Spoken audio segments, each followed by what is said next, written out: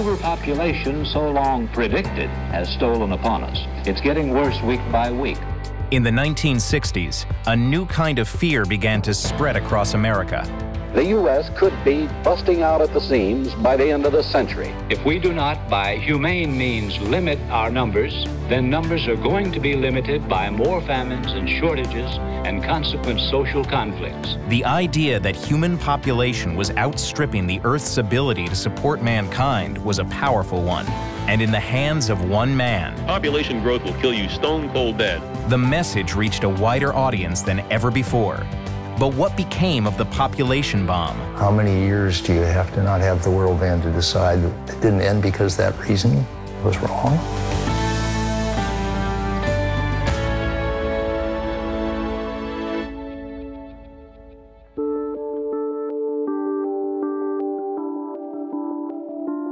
Stanford biologist Paul Ehrlich didn't start out as a prophet of doom. His area of study focused on butterflies. But after visiting the crowded streets of Delhi, he had a realization. If we continue to let population grow, and if we continue to exploit the underdeveloped countries, if we continue to pollute the seas with a wide variety of compounds and so on, it's very difficult for me to picture things holding together for more than another decade or so. The basic point is so simple. We have a finite planet with finite resources, and in such a system, you can't have infinite population growth. Ehrlich laid out his hypothesis in a slim volume called The Population Bomb. It was a call to action for many, including a student Ehrlich advised, Stuart Brand. There's too many people, and we'd like to see people have fewer children and better ones. The whole idea that people make more people who make more people until there's too many people, and by then it's too late, that's a very persuasive argument.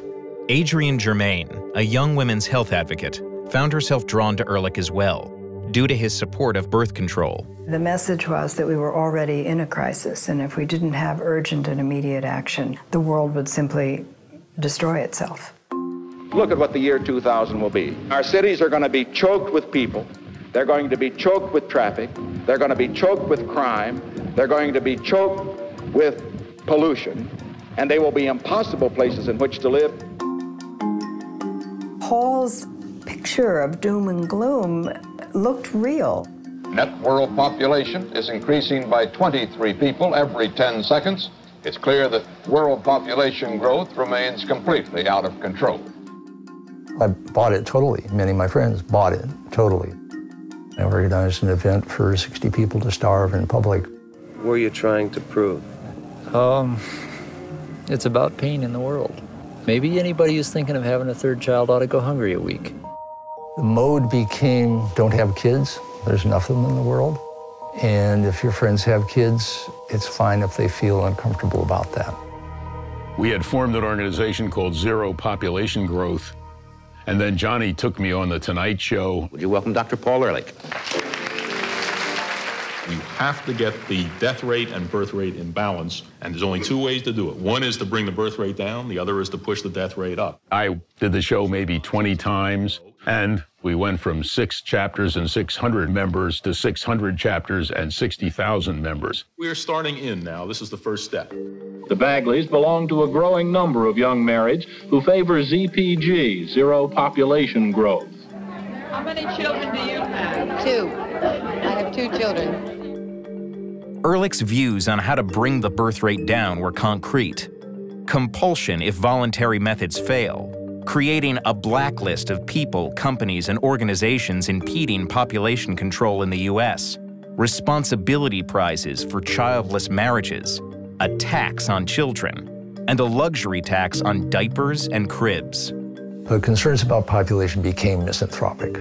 And it was taken with so much seriousness that Paul Ehrlich could recommend things like putting stuff in public water that would make people not as fertile. Panic is not too strong a word to use for some of the advocates that I referred to as true believers. It was a zeitgeist that was taking shape. Attention, all citizens. Childbearing is herewith forbidden. One of the things about zeitgeist is they have astonishing durability. It appears that large families are on the way out, and ZPG may be possible. The idea also took hold in the developing world, where governments like India's had already begun to embrace population control.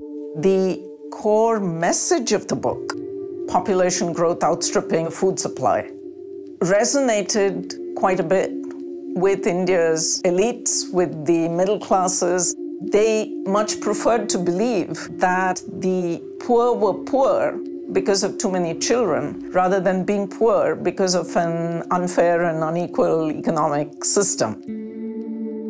If you start with that problem definition, then it's almost inevitable that there will be circumstances where governments and other actors will act in a way that is coercive. In the mid-1970s, the Indian government began a controversial effort to encourage mass sterilization. We do want to create an atmosphere in which people realize the importance of this program. It led to abuses. Access to food aid and housing were sometimes used as coercion. Others weren't even given a choice. More than 8 million sterilizations were performed, many forcibly. The people, in the words of one family planning expert, were treated like cattle. Several days ago, crowds formed to protest being sterilized. The police opened fire and killed at least 50 of them. Zero population growth is a tragic frame in the sense that it was assumed that there was no way out, that people would just go on reproducing until there really was a desperate circumstance in the world. Ehrlich's message could be summed up in a dramatic prediction. Sometime in the next 15 years, the end will come. And by the end, I mean an utter breakdown of the capacity of the planet to support humanity. Predictions do not necessarily come true. The critics go in and look at these little stories that won't come true, and when they didn't come true, say, Ehrlich was wrong. I was recently criticized because I had said many years ago that I would bet that England wouldn't exist in the year 2000. Well, England did exist in the year 2000, but that was only 14 years ago. But Ehrlich says it could still be just a matter of time. One of the things that people don't understand is that timing to an ecologist is very, very different from timing to an average person. How many years do you have to not have the world end to decide whatever reason you thought the world was going to end, that actually maybe it didn't end because that reason was wrong? Ehrlich predicted that by the 1970s, India would be starving. Quite to the contrary. The Green Revolution came to India with a big bang and a boom in such a rapid way that India has never looked back. Although an estimated 3 million children around the world still die of malnutrition every year, the Green Revolution's farming technology helped lessen rates of hunger in the developing world over the decades, even as the world's population skyrocketed.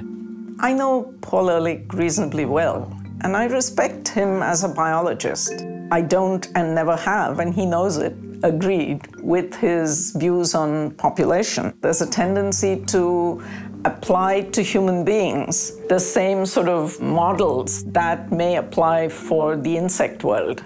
The difference, of course, is that human beings are conscious beings, and we do all kinds of things to change our destiny. Paul Ehrlich saw a density of people that frightened him, but with time we've been able to look past the car window into what's actually going on with the demographics of the people who live there, and they're not having so many kids, and that's changed the whole story. That story is playing out today in parts of India. In growing cities like Chennai in the south, large families, once needed for farming, are no longer always seen as the key to success. Previously, my father used to have 4 children, and my grandfather used to have 7 children. But the things have changed. Even myself, I have only 2 children. Even my sister is having only 1 kid, because now education becomes the first priority here. Kamal Sharma takes time off from work to walk his 3 children home from school in the northern city of Patna, where he lives with his wife, Seema Devi. मेरे लिए 3 बच्चे बहुत काफ़ी है. मेरे husband का salary भी कम है. Devi made her own choice to limit her family size, unlike in the 1970s, when some people were forcibly sterilized. Although the national policy has changed, pressure to meet unofficial sterilization targets remains in many areas of the country. and sometimes turns sterilization surgery into a dangerous assembly line. We are told that 83 women were operated upon in a span of just 6 hours by a single doctor. But increasingly, the government is finding that fertility rates can be reduced in other ways. For example, a prioritization of maternal health in clinics like this one in Medavakum has lowered infant mortality, making families more responsive to the government's message. The population bomb was defused by urbanization, by people getting out of poverty all over the world, by having enough to eat so you didn't have multiple children in the hopes that some of them would survive. And it's somewhat ironic that what Paul Ehrlich saw as a horrible, hellish vision of the future is what turned the population bomb upside down. Brand says that Ehrlich did succeed in raising awareness about important issues, such as the destructive effect population growth can have on the environment, even if some of his predictions didn't come to pass. If you ask me the question, are there things that I have written in the past that I wouldn't write today? The answer is certainly yes. I've expressed more certainty because I was trying to bring people to get something done. But his core message remains the same today. There are nearly 4 billion more people in the world, and they are consuming more resources than ever before. I do not think my language is too apocalyptic in the population bomb. My language would be even more apocalyptic today. The idea that every woman should have as many babies as she wants is, to me, exactly the same kind of idea as everybody ought to be permitted to throw as much of their garbage into their neighbor's backyard as they want. But if the world were to succeed in its decades-old task to curb population growth, what then? What if large population is not bad but is good?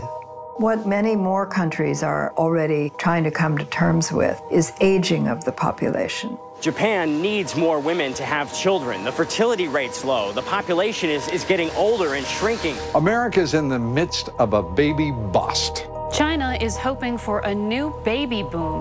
While certain population hotspots remain a concern, largely in areas with the scarcest resources, much of the world is now grappling with the flip side of the population bomb. The point at which population peaks, around 9 billion in the 2040s or 50s, the story will not be, oh my God, we got 9 billion people, how horrible. It'll be, oh my God, we're running out of people.